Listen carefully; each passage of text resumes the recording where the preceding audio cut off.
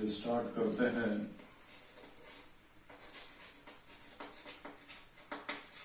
Geometrical meaning of dy by dx। Geometry में dy by dx का मतलब क्या होता है? लेट y बराबर fx is any curve and xy is any point on the curve।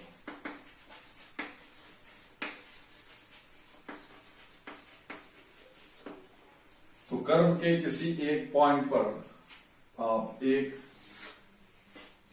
Tangent draw कर सकते हैं। जैसे y बराबर fx, यही कोई कर्व है, इस पर कोई पॉइंट ये है a x y। इस पॉइंट पर आप ये जो टेंजेंट लाइन ड्रॉ करेंगे, तो टेंजेंट लाइन ड्रॉ किए, ठीक है।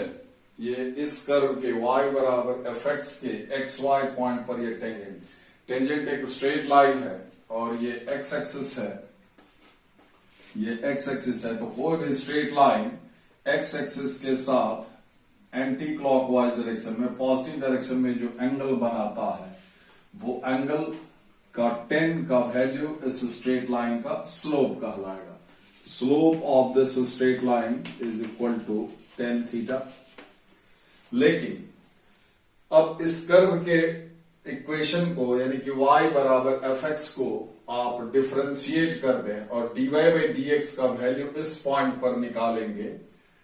कर्व के इक्वेशन को डिफरेंशिएट कर देंगे और इस पॉइंट पर dy by dx का वैल्यू, मतलब dy by dx के डेफिनेशन में इस पॉइंट का x कोऑर्डिनेट x के जगह पर और y कोऑर्डिनेट y के जगह पर आप डालेंगे, तो जो वैल्यू आएगा वो वैल्यू इसी टेंजेंट लाइन का, यानी कि इसी स्ट्रेट लाइन का स्लोप कहलाएगा। ठीक है, यानी कि dy by dx equal to f dash x and the value of dy by dx at xy, f dash x, अगर ये पॉइंट x1 y1 लिए रहते तो value of dy by dx at x1 y1। तो आप ध्यान रखें कि अगर कर्व पर कोई पॉइंट है, पॉइंट एक ऑर्डर्ड पेयर होता है, तो कर्व पर किसी पॉइंट को इंडिकेट करने के लिए उस पॉइंट का सिर्फ x कोऑर्डिनेट बता देना काफी होता है। ठीक है, एट x dy by, जैसे ये अगर x1 y1 होता तो dy by dx at x1 y1 लिखते यहां पर, या फिर लिखते dy by dx at x equal to x1। तो यहां पर dy by dx के डेफिनेशन में x के जगह पर x1, that is f dash x1। तो फिलहाल dy by dx at xy, that is f dash x, ये जो नंबर आएगा, ठीक है, dy by dx के डेफिनेशन में x के जगह पर x कोऑर्डिनेट और y के जगह पर अगर कोई दिखाई दे y, तो y कोऑर्डिनेट डालेंगे, तो जो वैल्यू आएगा वो इसी टेंजेंट लाइन का स्लोप के बराबर होगा, यानी कि 10 थीटा के बराबर होगा। ठीक है, so f dash x equal to 10 theta. ठीक है, तो अर्थ ये हुआ कि ज्योमेट्री में dy by dx का डेरिवेटिव का जो मीनिंग होता है, तो कर्व के किसी पॉइंट पर dy by dx का वैल्यू उस पॉइंट पर जो आप टेंजेंट ड्रॉ करेंगे उसके स्लोप के बराबर होगा। फिर से सुन लीजिए, ये कोई कर्व है या कोई भी कर्व हो, ठीक है, कर्व के किसी भी पॉइंट, कर्व पर बहुत सारे पॉइंट्स होते हैं, किसी भी पॉइंट पर आप एक पॉइंट पर एक टेंजेंट खींचेंगे, तो कर्व के किसी पॉइंट पर dy by dx का वैल्यू उस पॉइंट पर जो टेंजेंट ड्रॉ करेंगे उसके स्लोप के बराबर होगा। This is geometrical meaning of dy by dx, that is the value of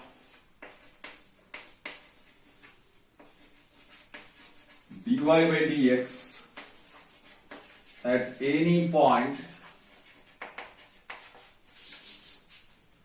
on the curve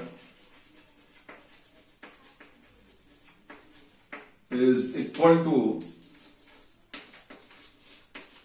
the slope of tangent to the curve at that point. यही geometrical meaning है geometry में dy by dx का मतलब। ठीक है, तो ये हुआ। तो कर्व के किसी पॉइंट पर डेरिवेटिव का वैल्यू उस पॉइंट पर, कर्व के उस पॉइंट पर जो आप टेंजेंट ड्रॉ करेंगे उसके स्लोप के बराबर होगा। इसी पॉइंट पर ये y बराबर fx कोई कर्व है, इस पर xy कोई पॉइंट नहीं है, इसी xy पॉइंट पर ये लाइन टेंजेंट है। इसी पॉइंट पर, इस टेंजेंट लाइन पर जो आप परपेंडिकुलर ड्रॉ करेंगे, this line is called normal to the curve y equal to fx at the point xy। तो टेंजेंट और नॉर्मल दो परपेंडिकुलर लाइन है, दोनों ही लाइन है, दो परपेंडिकुलर लाइन है, और टेंजेंट और नॉर्मल दोनों एक ही पॉइंट xy से पास करता है। ठीक है, तो जब दो लाइन परपेंडिकुलर हो तो दोनों का स्लोप का प्रोडक्ट आपको -1 होता है। तो slope of tangent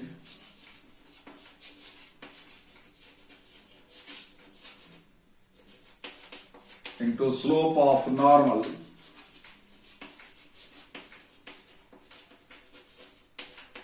equal to -1। Therefore, slope of normal -1 by slope of tangent। और slope of tangent को dy by dx -1 by dy by dx यानी कि minus dx by dy by dx at xy यानी कि -1 by f dash x। ठीक है, तो ये -dx by dy। तो tangent dy by dx curve के इक्वेशन को डिफरेंशिएट करेंगे, जो पॉइंट अंडर कंसिडरेशन है उस पॉइंट पर dy by dx का वैल्यू निकालेंगे, तो उस पॉइंट पर टेंजेंट का स्लोप आ जाएगा। टेंजेंट के स्लोप को उलट करके साइन चेंज कर देंगे तो नॉर्मल लाइन का स्लोप आ जाएगा। तो टेंजेंट और नॉर्मल, आपको कर्व के किसी पॉइंट पर टेंजेंट या फिर नॉर्मल का इक्वेशन पूछा जा सकता है, और टेंजेंट और नॉर्मल दोनों ही स्ट्रेट लाइन है, और किसी स्ट्रेट लाइन का इक्वेशन लिखने के लिए उसके बारे में, उस स्ट्रेट लाइन के बारे में दो जानकारी होना चाहिए। हम कुछ स्टैंडर्ड फॉर्म स्ट्रेट लाइन का यहां डिस्कस कर देते हैं। तो जनरल इक्वेशन जो है स्ट्रेट लाइन का,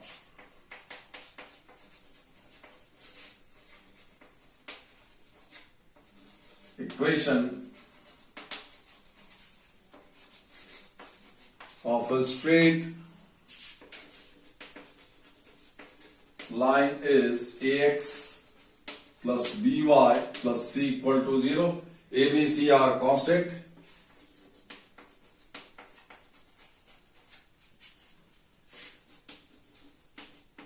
But A and B are not both 0.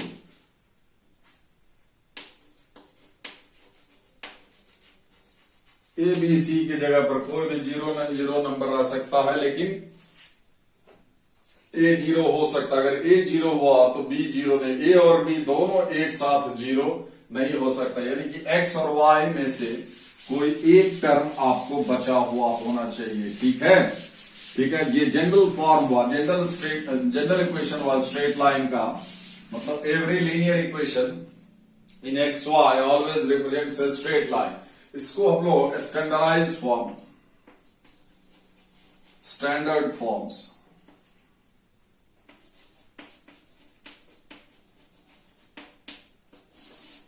Standard form हर एक स्ट्रेट लाइन का इक्वेशन अल्टीमेटली इसी शक्ल में आएगा। हम बताएं कि आपको किसी स्ट्रेट लाइन का इक्वेशन लिखने के लिए उसके बारे में दो जानकारी होना चाहिए, जैसे स्लोप, इंटरसेप्ट फॉर्म। ये दो जानकारी, मतलब उस स्ट्रेट लाइन का इक्वेशन आपको लिखना है जिसके बारे में दो जानकारी ये है कि उसका स्लोप मालूम है, यानी कि एक्स एक्सिस के साथ वो पॉजिटिव डायरेक्शन में जितना एंगल वो बनाता है वो एंगल आपको मालूम है। इनफैक्ट उसका एंगल का 10 का वैल्यू मालूम है। और इंटरसेप्ट, यहां इंटरसेप्ट का अर्थ हुआ intercept made by the straight line on y axis. Y axis पर ये जितना बड़ा कट लेगा, ठीक है, जैसे अगर ये स्ट्रेट लाइन है, वाई एक्सिस पर सारा डिस्टेंस का मेजरमेंट ऑरिजिन से करते हैं, ये कट जितना है, ये दूरी यहां पर काटा, यही लंबाई intercept made by this straight line on y axis, ठीक है। और अगर ये नीचे भी काट सकता है तो ये हुआ intercept by the straight line on y axis. इसको सी से डिनोट करते हैं नॉर्मली। तो ऊपर काटा है तो सी पॉजिटिव होगा, नीचे काटा है तो ये सी, ये जो लंबाई है ये सी नेगेटिव होगा, ठीक है। तो एम अगर स्ट्रेट लाइन का स्लोप ले लें and c intercept on y-axis made by the straight line, then equation is, उस स्ट्रेट लाइन का इक्वेशन जिसका कि स्लोप m हो और c इंटरसेप्ट ऑन y-axis हो, तो equation is y equal to mx plus c, y equal to mx plus c, x और y current coordinate हुआ। तो ये हुआ स्लोप इंटरसेप्ट फॉर्म। अब जो दो जानकारी हो उसमें आप दूसरा स्ट्रेट लाइन का स्टैंडर्ड फॉर्म है पॉइंट स्लोप फॉर्म। दो जानकारी में यही है कि एक स्ट्रेट लाइन अनगिनत पॉइंट से होकर के गुजरता है, लेकिन अनगिनत पॉइंट में से कम एक पॉइंट का कोऑर्डिनेट जिससे वो स्ट्रेट लाइन पास करता वो मालूम हो और स्लोप मालूम। मतलब उस स्ट्रेट लाइन का इक्वेशन लिखने जा रहे हैं जिसके बारे में ये जानकारी है कि वो एक गिवन पॉइंट x1 y1 से पास करता है और स्लोप उसका m हो, तो इक्वेशन हो जाएगा y माइनस गिवन पॉइंट का y coordinate equal to slope x minus given point का x coordinate. This is point slope form.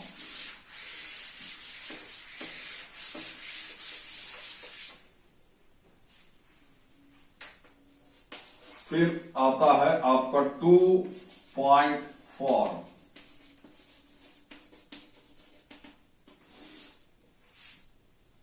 उस स्ट्रेट लाइन का इक्वेशन लिखना है जिसके बारे में ये जानकारी है कि वो दो गिवन पॉइंट x1 y1 और x2 y2 से होकर के गुजरता और दो पॉइंट से एक यूनिक लाइन, एकमात्र लाइन ही गुजरेगा।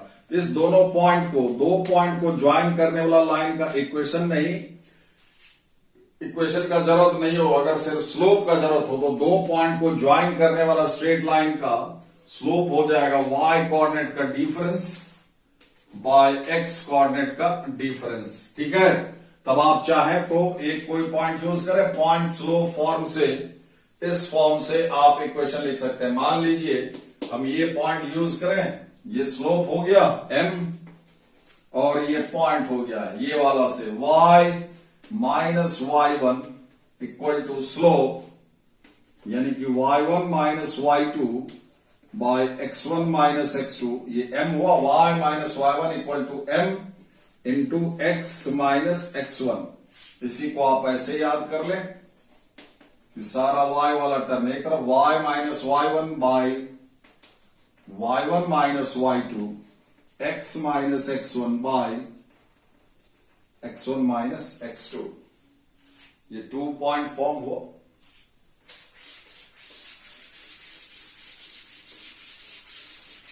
टेंजेंट नॉर्मल का इक्वेशन लिखने में आपको ये सारा काम आएगा।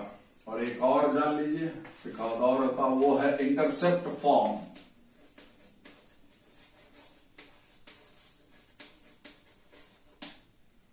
Of A straight line. Intercept यहां एक ही वर्ड है, लेकिन यहां इंटरसेप्ट का अर्थ हुआ कि x एक्सिस पर वो जितना बड़ा लेंथ काटेगा स्ट्रेट लाइन उसका लंबाई मालूम हो, और y एक्सिस पर जितना बड़ा वो लेंथ काटेगा उसका लंबाई मालूम हो। मान लीजिए ये x और y एक्सिस है और कोई स्ट्रेट लाइन ऐसे पास किया, x एक्सिस को यहां पर काटा, y एक्सिस को यहां पर काटा, सारा डिस्टेंस का मेजरमेंट ऑरिजिन से होता है। तो x एक्सिस पर ये intercept made by this straight line is this length, let it be a, और y एक्सिस को यहां पर काटा तो ऑरिजिन से ये दूरी ये डिस्टेंस हो गया intercept made by this straight line on the axis of y, let it be b. तो ए जाहिर है ए पॉजिटिव होगा और बी भी पॉजिटिव होगा, ऊपर काटा है इधर दाहिने कटा है। अगर स्ट्रेट लाइन ऐसे जाता तो ये ए होता, इधर ए जाहिर है नेगेटिव होता और बी आपका पॉजिटिव होता, ये लेंथ है, ठीक है। और अगर आपको स्ट्रेट लाइन ऐसे पास करता, ए ये होता बी ये होता, ए भी नेगेटिव बी भी नेगेटिव, और अगर स्ट्रेट लाइन ऐसे पास करता तो ए ये लेंथ होता जो कि पॉजिटिव होता और बी ये लेंथ होता जो कि नेगेटिव होता। तो ए बी के पॉजिटिव नेगेटिव होने से आपको ये पता चलेगा कि स्ट्रेट लाइन एक्स एक्सिस और वाई एक्सिस को किधर काटा, ठीक है, यानी कि उसका डायग्राम कैसा बनना चाहिए, ठीक है। तो let a equal to intercept made by the straight line on x-axis, B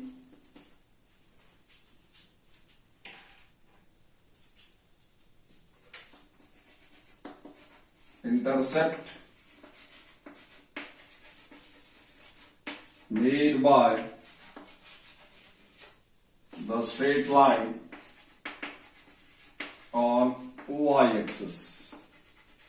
तो फिर इक्वेशन क्या हो जाएगा, अगर कोई स्ट्रेट लाइन के बारे में ये पता हो कि वो एक्स एक्सिस पर कितना बड़ा लेंथ काटता है, कितना यूनिट का लेंथ काटता है, और वाई एक्सिस पर कितना बड़ा लेंथ काटता है, तो उसका इक्वेशन हो जाएगा x by intercept on x axis plus y by intercept on y axis equal to 1, ठीक है। तो अब जो जनरल अल्टीमेटली हर एक स्ट्रेट लाइन का फॉर्म आपको a x plus b y plus c के शकल में ही होगा, ये स्टैंडर्डाइज फॉर्म है, उसी को स्टैंडर्डाइज कर लिया गया सुविधा के हिसाब से। जैसे अगर ये a x plus b y plus c equal to 0 है, अगर इसको स्लोप इंटरसेप्ट फॉर्म में कन्वर्ट करना चाहे, ठीक है, स्लोप इंटरसेप्ट फॉर्म में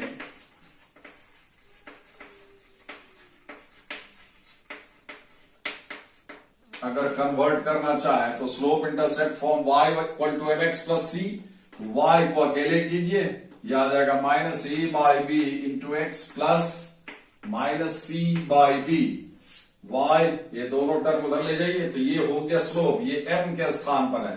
तो इसका अर्थ हुआ अगर किसी स्ट्रेट लाइन का इक्वेशन मालूम है तो उसका स्लोप आप लिख सकते हैं, इक्वेशन से उसका स्लोप लिख सकते हैं माइनस ए है एक्स का coefficient minus coefficient of x by coefficient of y, x का कॉफिशिएंट ऊपर में, वाई का कॉफिशिएंट नीचे में, फिर साइन बदल देना है, ठीक है। जैसे अगर x plus y plus 1 equal to 0, तो इसका slope minus coefficient of x by coefficient of y that is -1।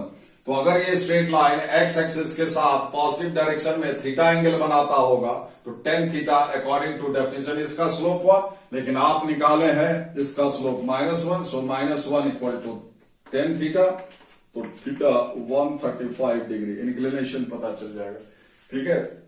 अगर इसको आप इंटरसेप्ट फॉर्म में ट्रांसफॉर्म करना चाहते हैं तो इंटरसेप्ट फॉर्म में लेफ्ट हैंड साइड में सिर्फ एक्स और वाई वाला टर्म होता है, x by a plus y by b equal to 1। तो सबसे पहले आप कांस्टेंट टर्म को राइट हैंड साइड करेंगे, ठीक है, लेकिन राइट हैंड साइड में आपका 1 होता है, इससे डिवाइड कर देंगे इधर दोनों तरफ, तो x by minus c by a plus y by minus c by b equal to 1। तो जनरल फॉर्म अगर स्ट्रेट लाइन उसको आप इंटरसेप्ट फॉर्म में किसी भी फॉर्म में आप ट्रांसफॉर्म कर सकते हैं, ठीक है। तो इस स्ट्रेट लाइन द्वारा a x plus b y plus c equal to 0 द्वारा जो आपको एक्स एक्सिस पर इंटरसेप्ट होगा, ये लाइन जो एक्स एक्सिस पर इंटरसेप्ट काटेगा उसका लंबाई ये है, और वाई एक्सिस पर जो लेंथ काटेगा उसका ये है माइनस सी बाई बी, ठीक है।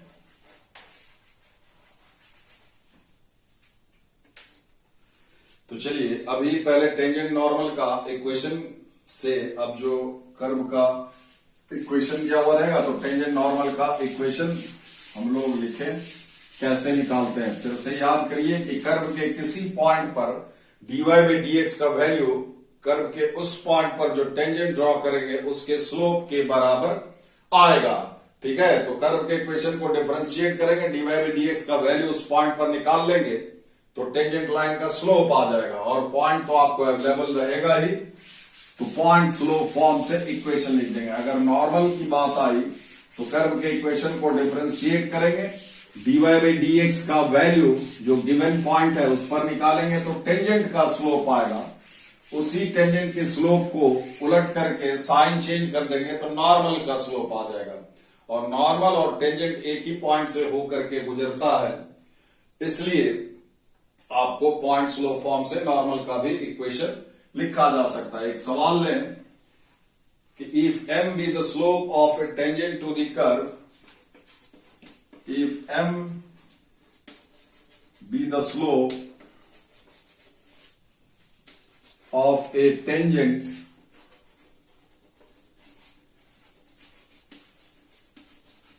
to the curve e to the power y equal to 1 plus x square, then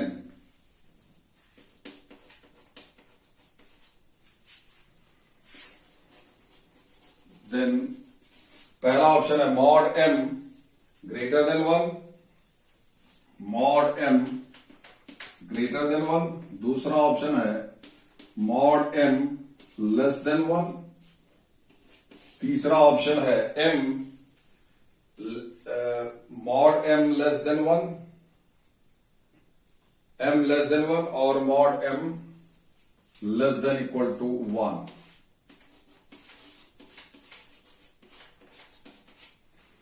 m इस स्ट्रेट लाइन का, टेंजेंट लाइन का स्लोप दिया हुआ, m be the slope of a tangent to the curve e to the power y, ये curve का equation है। इस पर अनगिनत पॉइंट है, इसके किसी पॉइंट xy पर मान लीजिए एक टेंजेंट खींचा गया है जिसका कि स्लोप m है। तो m स्लोप वाला स्ट्रेट लाइन जो है, m स्लोप वाला जो टेंजेंट लाइन है वो इस कर्व के किसी न किसी पॉइंट पर ही ड्रॉ किया गया होगा। तो वो पॉइंट मान लीजिए xy, तो dy by dx at xy निकालेंगे तो इसी टेंजेंट लाइन का स्लोप आएगा, उसको m के बराबर ले लेंगे। तो कर्व का इक्वेशन हुआ ey equal to 1 plus x square, इसको डिफरेंशिएट कीजिए तो e to the power y dy by dx equal to 2x, तो dy by dx 2x by e to the power y e raise to the power y। अब dy by dx at xy, तो dy by dx के definition में जहां x है वहां पर x coordinate, जो कि हम लोग वो पॉइंट xy लिए हैं, तो x से ही रिप्लेस हो जाएगा और y से ही रिप्लेस हो जाएगा। ठीक है, तो हम लोग क्या करेंगे, dy by dx at xy, यही e 2x by e raise to the power y। अब xy चूंकि ऑन द कर्व है, इस कर्व पर ही xy पॉइंट है, तो इस कर्व के इक्वेशन को ये xy सेटिस्फाई करेगा, यानी कि ये रिलेशन आपके हाथ में है। तो e to the power y की जगह पर आप लिख सकते हैं 1 प्लस एक्स स्क्वायर। ठीक है, तो dy बाई dx इसी टेंजेंट लाइन का स्लोप हुआ, dy by dx at xy m के बराबर हो जाएगा। तो m equal to 2x by 1 plus x square. सारे ऑप्शंस में देख रहे हैं आप, मॉड दिया हुआ है, तो मॉड ऑफ m, इधर भी मॉड लेंगे तो मॉड ऑफ ए कंप्लीट का मॉड, तो mod of a by b बराबर mod a by mod b 1 plus x square. फिर मॉड a इंटू b बराबर mod a into mod b, a b, तो मॉड 2 इंटू मॉड एक्स, और mod 2 में चूंकि 2 आपको पॉजिटिव है तो मॉड 2 हो जाएगा, 2 मॉड एक्स, और 1 प्लस एक्स स्क्वायर भी पॉजिटिव है, तो इसको ये दो पैरेलल लाइन के बीच में मॉडुलस के अंदर रखने का कोई तुक नहीं है, ये हट जाएगा। तो 1 प्लस एक्स स्क्वायर, और एक्स स्क्वायर को आप चाहें तो मॉड एक्स का स्क्वायर भी लिख सकते हैं। ठीक है,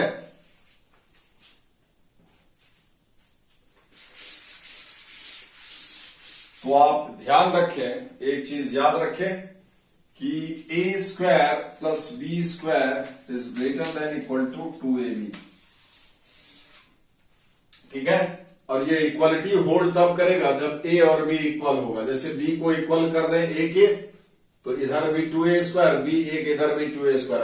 अगर ए और बी अनइक्वल है तो ए स्क्वायर प्लस बी स्क्वायर हमें से 2ab से बड़ा ही आएगा। इक्वलिटी तब होल्ड करेगा जब ए और बी बराबर हो। यहां पर देखिए, ए अगर 1 को बोला जाए तो 1 स्क्वायर, इस 1 को 1 स्क्वायर लिख सकते हैं, a square plus b square, और ये 2ab हो गया, 2 इंटू 1 इंटू मॉड एक्स। तो सिंस 1 प्लस मॉड एक्स का square is greater than equal to 2 mod x, therefore 2 mod x by 1 plus mod x का square is less than equal to 1। 2 mod x by 1 plus mod x का square आपका mod m है, mod m is less than equal to 1।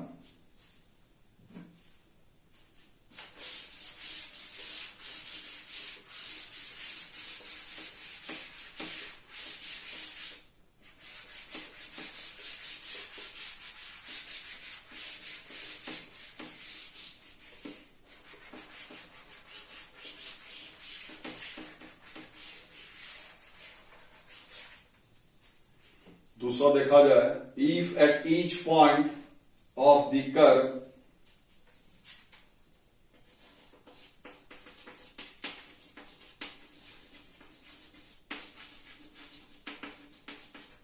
if at each point of the curve y equal to x cube,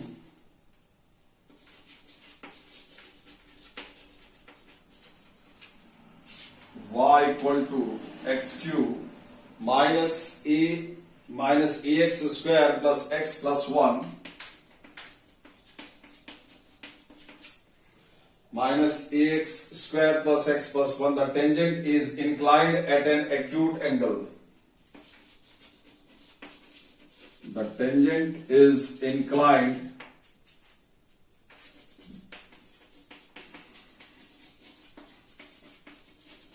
at an acute angle.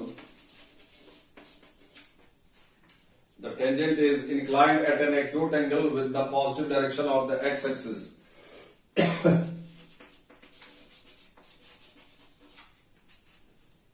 With the positive direction of, that is positive x-axis, then आपको a के बारे में, a greater than 0, a less than equal to √3, पहला option है a greater than 0,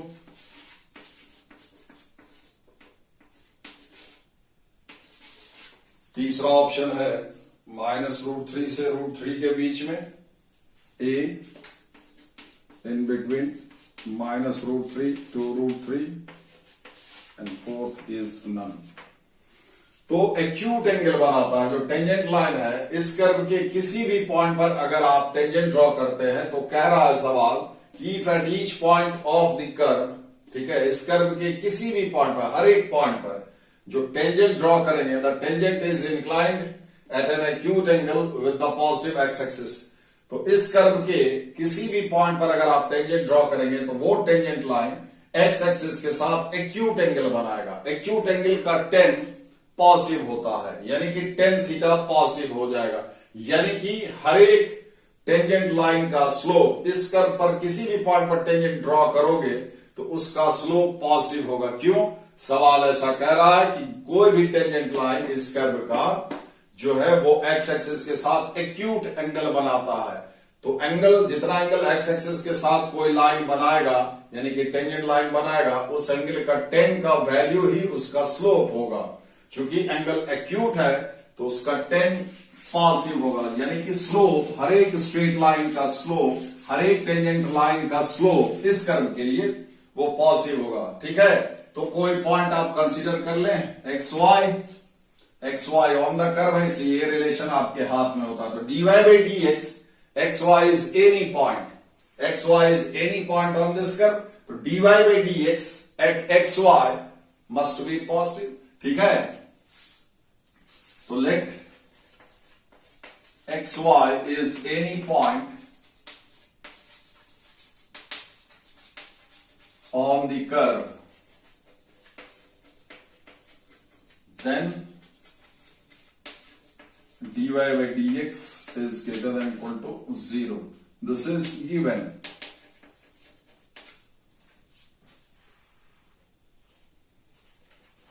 तो y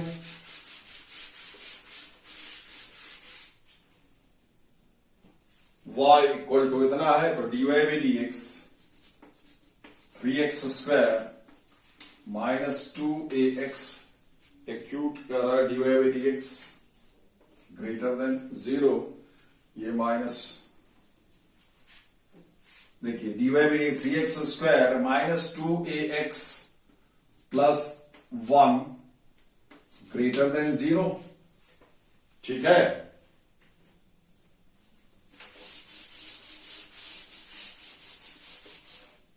option में ये हटाइए.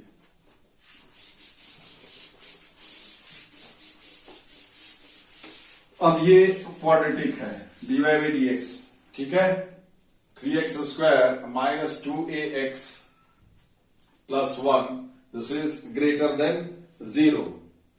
तो आपको a के बारे में करना, क्योंकि ये greater than 0 for all x, curve के किसी भी पॉइंट पर ये टेंजेंट जो है x एक्सिस के साथ एक्यूट एंगल बनाता है, यानी कि dy by dx at any xy, यानी कि फॉर ऑल x ये पॉजिटिव होगा. ये तभी संभव है जब, चूंकि इस क्वाड्रेटिक में x स्क्वायर का कोएफिशिएंट पॉजिटिव है और ये एक्सप्रेशन भी पॉजिटिव है फॉर ऑल x. तो कोई भी quadratic for all x positive या फिर फॉर ऑल x नेगेटिव तब होगा जब उसका d लेस देन 0 हो.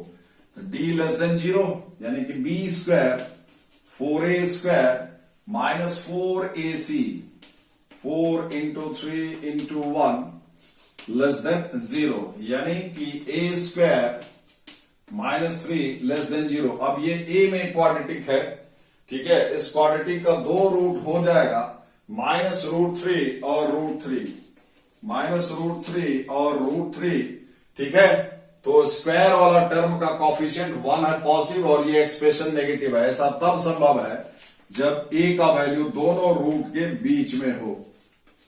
क्वांटिटी का साइन स्कीम प्रीवियस वीडियो देख लीजिएगा, थ्योरी ऑफ इक्वेशन का, उसमें सारा समझाया हुआ है कि कैसे लेते हैं. तो ये माइनस रूट 3 से प्लस रूट 3 के बीच में. नेक्स्ट जो वीडियो है आपको, उसमें आपको टेंजेंट नॉर्मल से रिलेटेड और सवाल ले लेंगे, और टेंजेंट, सब टेंजेंट, नॉर्मल, सब नॉर्मल का लेंथ और एंगल बिटवीन टू कर्व्स. ठीक है, और फिर कुछ और नया प्रॉब्लम, वो आपको परसों, आप कल नहीं परसों वीडियो डाल दिया जाएगा उसका, ये कंप्लीट हो जाएगा. Thank you.